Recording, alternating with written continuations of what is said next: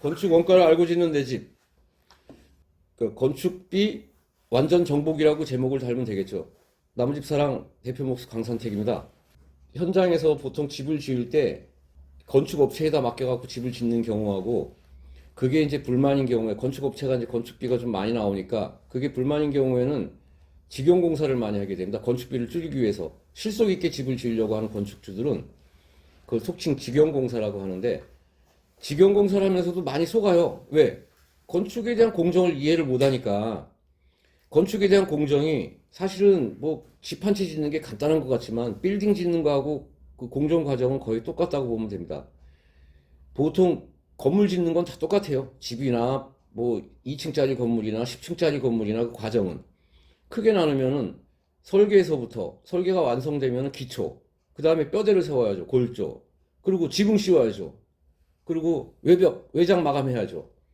또 내부에 이제 단열재 넣어야죠. 그리고 단열재를 넣으면 그 내부 마감하기 위해서 석고 붙여야죠. 그리고 합판 도배, 그 내부 마감, 문 달고 현관 달고 뭐 그 내부에 이제 인테리어 마감하고 그 다음에 중요한 거 이제 사람의 몸에 이제 혈관이 돌듯이 전기 또 수전 물 써야 되니까 그 다음에 기타 이제 도배 마루 타일 싱크 뭐 이런 공정이 있는데 이것만 해도 벌써 10가지 이상의 공정이거든요.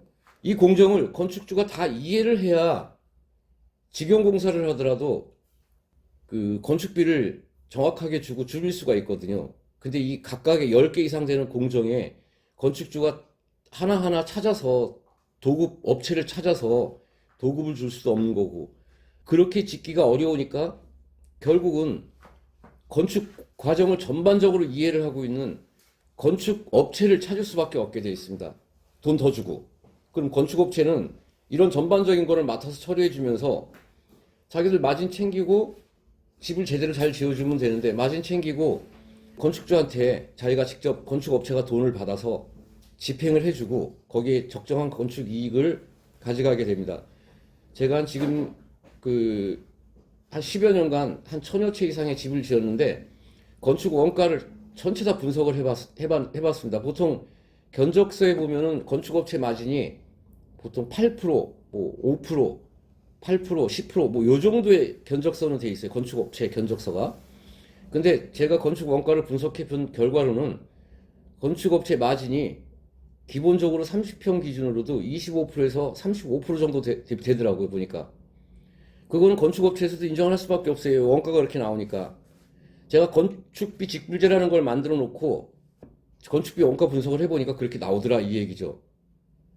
그러니까 결국은 그 집짓기 공정을 이해하지 못하기 때문에 건축주는 건축업체한테 집을 맡길 수밖에 없고 건축업체는 20, 30%의 마진을 보고 집을 지으면서도 중요한 건 분쟁이 없어야 되는데 또 분쟁이 생기더라.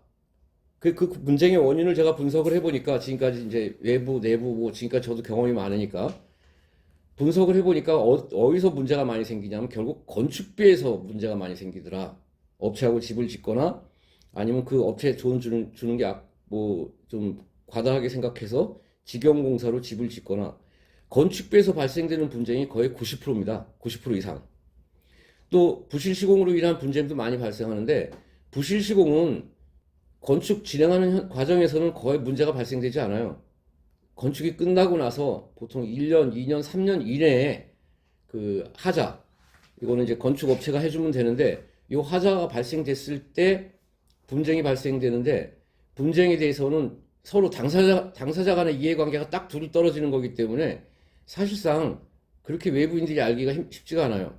그 다음에 이제 계약 불이행으로 인한 공사 지연에 대한 분쟁이 있는데 이거는 거의 그렇게 많이 일어나지 않습니다. 이건 한번 발생이 되면 예컨대 이제 건축주가 건축비를 줬는데 건축업체가 도망가 버렸다. 또 뭐 주로 그런 거죠. 그리고 이제 건축비는 받아놓고 건축주가 원하지 않는 뭐 이상한 방법으로 뭐 시공이 돼서 이상한 디자인으로 시공이 돼서 문제가 생기는 경우 그런 경우인데 사실상 이거는 뭐 20건 뭐 100건 건축에서 뭐 한두 건 서너 건 발생할 수 있는 문제지만 요건 한번 발생이 되면은 파급 효과가 큽니다. 보통 뭐 일반 소송으로 가든지 주변에 뭐 얘기하든지 억울하니까, 너무 억울하니까, 건축주가. 그래서 파급 효과가 많으니까 사건이 한번 발생되면 뭐 주변에 뭐 20명, 30명 알게 되거든요. 그러니까 인터넷이나 뭐 이런 우리가 알고 있는 그런 공사 현장에서의 그 분쟁, 속칭, 아까 크게 얘기해갖고 뭐 집이 뭐 문제가 공사 불이행으로 인한 계약이 제대로 안 돼갖고 하는 거, 그러니까 그런 분쟁은 거의 없지만 하여튼 건축비 과다 지출에 대한 게 대부분입니다. 하여튼 중요한 건 우선 건축주가 자기 돈 주고 집 지면서 바보가 되지 않으면 되는데 그게 쉽지 않더라. 그게 쉽지 않습니다. 자, 그러면 이제 건축 원가가 어떻게 구성이 되어 있냐면 건축 원가를 제대로 이해를 해야 건축주가 속지 않을 수 있는데 건축 원가는 자재비, 임금, 그리고 건축 회사의 건축 이익 요 세 가지입니다. 여기다 이제 부가세가 있는데 중요한 거는 이 자재비를 건축 자재비를 건축 회사가 건축주한테 공개를 하지 않는다는 겁니다. 인터넷으로 자재를 검색하면 자재 원가가 다 나와요. 나오는데 건축 회사가 어떤 자재 스펙은 얘기해 주는데 가격까지 공개를 해주지 않거든요. 물론 자재비에 마진도 붙어 있지만, 아니 마진 붙어 있는 자재비라도 공개를 해주면 인터넷으로 건축주가 솔직히 뭐 검색해서 그 원가 알 수 있거든요. 조금 신경 쓰면 다 알 수 있는 거고. 근데 원가를 절대 얘기를 해주지 않습니다. 얘기를 해주면 건축 이익까지 공개가 돼 버리니까 그 건축 원가를 따져보면 그 자재비에 대한 건축주에게 자재비에 대한 원가를 공개하는 것도 중요하고 임금에 대한 것도 사실은 건축주한테 제공이 돼야 됩니다. 근데 두루뭉실하게 전체 임금이 돼 있으니까 건축주가 알 수가 없죠. 여기다 건축 이익은 대부분 경우 견적서 상의 이익하고 실제 건축 이익하고 틀리거든요. 이게 문제입니다. 그래서 이거를 건축주한테 정확하게 제대로 완벽하게 제공해 줄 수 있다면 건축주 입장에서는 적정 마진 주고 또 건축비에 대해서 분쟁이 확실하게 줄일 수 있습니다. 분쟁을. 근데 건축주가 그러면 과연 어떻게 해야 되냐? 그러면 자재를 직접 구입하든지 아니면 몫을 개인한테 임금을 직접 주든지 그리고 건축에 대해서 공부를 해서 아까 얘기했듯이 10개 이상의 건축 과정에 대해서 일일이 도급팀 구해갖고 하든지 요게 직영공사거든요. 근데 이게 귀찮으면 결국 건축업체를 찾을 수밖에 없는데 그 건축업체는 시공관리를 해주고 나서 자기가 그 건축 마진을 먹는데 그 건축 원가에 대한 하나하나의 과정에 대한 가격을 자재비, 임금 이런 걸 공개를 건축주에게 제공을 하지 않는다는 데 문제가 있는 겁니다. 여기에서 이제 나무집사랑 건축 방법의 장점이 뭐냐? 그거를 완벽하게 다 자재비 하나하나, 개수 하나하나, 그리고 임금, 단가, 저기 임금도 팀장, 부팀장, 뭐, 그 몫을 개인적 그 각각 일량에 따른 임금이 있겠죠? 그리고 건축 과정에 대해서 기초부터 마감까지, 기초, 골조, 뭐 전기 설비, 마감까지에 대한 그 과정마다의 시공 방법과 과정과 이런 거를 완벽하게 공개해 줄 수 있다면은 건축비 분쟁에 대해서 발생할 수가 없는 겁니다. 지금까지 제가 나무집사랑이 집을 지으면서 건축비 관련 분쟁은 최근에 한 2, 3년 한 건도 없는 걸로 기억을 하고 있는데 거의 없습니다. 다 공개를 하니까. 그럼 건축주 입장에서도 건축 분쟁을 되게 이제 건축하는 현장에서 되게 90% 이상이 그 건축비에 관련된 분쟁인데 건축비 분쟁도 없애고 자기가 원하는 디자인대로 집을 지을 수 있다면 이것처럼 좋은 방법이 없다. 그래서 생각한 게 건축비 직불제입니다. 건축비 직불제는 뭐냐면 자재도 모르고 임금도 모르고 뭐 모르지만 건축주한테 저희가 자재 정보 제공해주고 임금에 대한 규정을 제공해주고 건축주에게 단지 하나 이게 모든 자료를 제공해주고 자재비만 자재 회사에다 직접 지급하게 하고 안내를 다 해줄 수밖에 없죠. 그리고 임금도 몫을 각 개인 계좌로 각각 주고 후불제로 입금하게 해주고 그리고 그런 전반적인 시공 관리를 나무집사랑이 해주고 나서 건축 이익, 타당한 건축 이익은 이제 공개된 계약 약관에도 이제 계약서 저희는 이제 건축 계약도 공개된 계약서를 사용하거든요. 건축 약관이 그 약관에 따라서 보통 전체 건축비의 한 4%, 5% 정도 이 정도 수준입니다. 건축이 다 있으니까 직접 보시면 되고 이렇게 투명하게 집행을 해버리면 거의 건축 현장에서의 분쟁은 발생할 여지가 거의 없습니다. 직영공사를 건축주가 이제 건축비를 줄이고 자기 그 좀 완벽하게 편하게 분쟁을 없애려고 집을 짓기를 원하면 직영공사를 택해야 되는데 이 직영공사가 난감한 게 건축을 정말 제대로 공부해도 잘 모르면은 현장에서 여러 가지 애로사항이 업체 선정이라든지 목수 선정 또 자재비, 자재 선정 여기서 많이 막힐 수밖에 없는데 그런 모든 거를 시공관리회사인 나무집사랑이 전부 다 대행해 준다 이거 대리 다 알아봐 준다 이거죠. 알아봐 주고 돈만 단지 건축비만 건축주가 직접 줘라.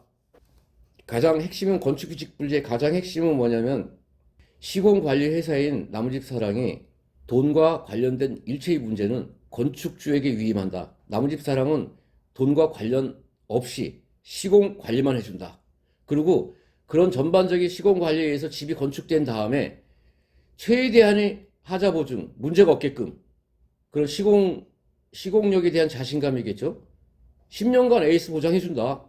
지금까지 해주고 있고 이걸 의심하시는 분들이 많은데 10년 전에 제가 지은 집 지금 다 해주고 있습니다. 그렇게 해서 건축주하고 또 일하는 목수하고 그리고 건축회사인 나무집사랑하고 다 같이 만족스럽게 집을 지을 수 있다면 뭐 분쟁이 일어날 이유가 없죠. 자, 건축주한테는 건축 원가 그대로 집을 짓게 할 수 있는 거고 지을 수 있는 거고 거기에서 참여하는 목수는 임금 안 뜯기고 또 자기 현장을 찾기 위해서 별도로 뭐 여러 군데 다니면서 영업할 필요 없고 영업비 안 들어가고 그리고 자기 실력대로 제대로 된 집을 지을 수 있고 그렇게 목수가 또 제대로 된 집을 수 있는 시공 기술을 확보하기 위해서 나무집사랑에서는 처음 입문교육 그리고 보수교육 중간중간에 꾸준히 교육 시키거든요. 현장에서도 교육시키고 그리고 시공 관리 전반적인 거를 나무집사랑이 다 해주고 적정한 건축 이익 보면 되는 거거든요. 그럼 서로 불만이 없어요.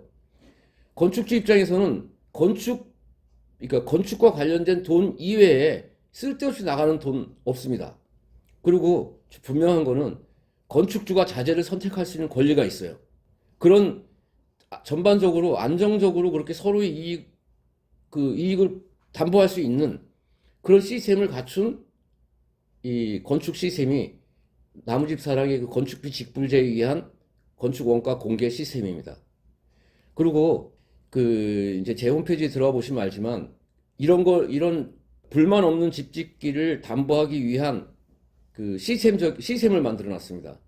그러니까 적산과 예산, 그리고 공정에 대한 관리, 그리고 사후 AS, 그리고 건축비 공개. 이게 다 어떻게 가능하냐면 이런 거를 그 지난 10년 동안에 여러 시행착오를 겪으면서 보완하고 보충하고 해서 여기 기초부터 처음에 이제 그 설계 끝나면은 기초부터 마감까지 각 공정별로 자재 하나하나까지 하나하나의 자재 단가까지 자재 개수까지 예산서를 정리해 줍니다. 그리고 예산서에 의해서 건축이 집행되는 시공 현장에서 집행되는 것까지를 나무집사랑에서 관리해주고 물론 여기서 일하는 거는 목수들이 일을 합니다. 목수들도 나무집사랑 요 시스템에서는 어떤 경우에든지 일체 외부 도구를 주질 않습니다. 저희가 직접 다 시공을 해요. 토목팀이 따로 있고 시공팀이 따로 있고 전기팀 따로 있고 설비팀 따로 있고 외장 내장 다 MOU 업체가 또 따로 있고 그 건축 단가가 아무리 싸다고 외부에 쓸데없이 이렇게 그 도급 주는 시스템이 아닙니다. 전부 직영입니다. 그러니까 직접 나무집사랑 소속된 목수들이 직접 공사를 해드립니다. 그리고 기초부터 마감까지는 시공팀장 한 팀이 실명제로 자기 이름을 걸고 건축주와 상담을 통해서 건축을 처음부터 끝까지 대부분 진행을 합니다. 그리고 매일매일의 작업 과정을 나무집사랑 그 본부 게시판 보시면 알지만 매일매일 작업 사진을 그 게시판에 그 현장 이름에 매일매일 올립니다. 디테일하게. 그 작업 사진도 공개하고 이 작업 사진 공개하는 게 어떤 의미에서 좋으냐면 10년, 20년 후에 집에 어떤 문제가 생겼을 때 아, 그때 집을 어떻게 지었더라 하는 그 시공 내용을 파악할 수가 있습니다. 그 속에 보이지 않는 부분까지. 그리고 전반적으로 현장을 관리하는 시스템을 택하기 때문에 사실 나중에 문제가 생겼을 때 핑계를 댈 여지가 없어져요. 실명제로 집을 짓기 때문에 남 탓을 할 이유가 없습니다. 그리고 대부분의 경우에 이제 건축 임금, 목수가 와서 게으름을 피는지 하루 일할 거를 이틀 일하는지 3일 일하는 건지 알 수가 없거든요. 그래서 저는 처음에 예산 임금도 잡지만 현장 일이 끝나고 난 다음에 건축 임금 분석을 통해서 이 현장에서 적정하게 임금이 집행이 되고 있구나. 그렇게 해갖고 그 다음 현장, 이 팀을 그 다음 현장 배정에 참고 자료로 삼고, 그리고 팀장 입장에서는 각 현장에서의 그 최종적인 임금이 자기 그 실적이 됩니다. 그러니까 보통 회사에서 관리하는 인사기록 카드 같이 본부에서 이거 10년 전, 20년 전 거 건축 현장의 이런 임금 분석표 지금까지 다 가지고 있습니다. 관리를 하거든요. 예산 임금과 결정 임금의 차이에 대해서 그 임금 분석을 통해서 그 각 팀 그 실적을 관리를 하고 있습니다. 그렇기 때문에 건축주들이 그렇게 걱정하는 만큼 임금이 초과되는 경우는 거의 없다고 보시면 됩니다. 건축 계약서에도 나와 있듯이 예산 임금에서 이유 없이 15% 이상 초과되는 경우에는 묻지도 않고 따지도 않고 나무집사랑 본부에서 책임지게끔 돼 있습니다. 그 다음에 이제 제일 중요한 거는 이제 결국 정보인데, 정보의 공유와 그 건축에 대한 각 집마다 이제 디자인이 다 틀리기 때문에 각 집마다 있는 건축 현장의 특수성, 건축주의 요구사항, 이런 거는 현장에서 건축주와 그 계속 공유를 합니다. 서로. 시공 과정 하나하나마다 건축주와의 공유를 통해서 건축주가 원하는 디자인이 현장에서 제대로 그 실현될 수 있도록, 요게 지금까지 10년이 넘게 유지해온 나무집 사랑의 어떻게 보면 실질적인 노하우입니다. 돈이 아니고 건축주가 원하는 그런 건축을 현장에서 불만 없이 시공이 완성될 수 있도록 그렇게 해주는, 어떻게 보면 뭐 대한민국에서 건축 방법으로는 아마 가장 분쟁이 없는 완벽한 시공 방법이 아닐까 이렇게 생각합니다. 감사합니다. 15분 정도면 돼. 15분, 그럼 좀 시간 줄여도 돼. 예, 예. 15분 정도면 한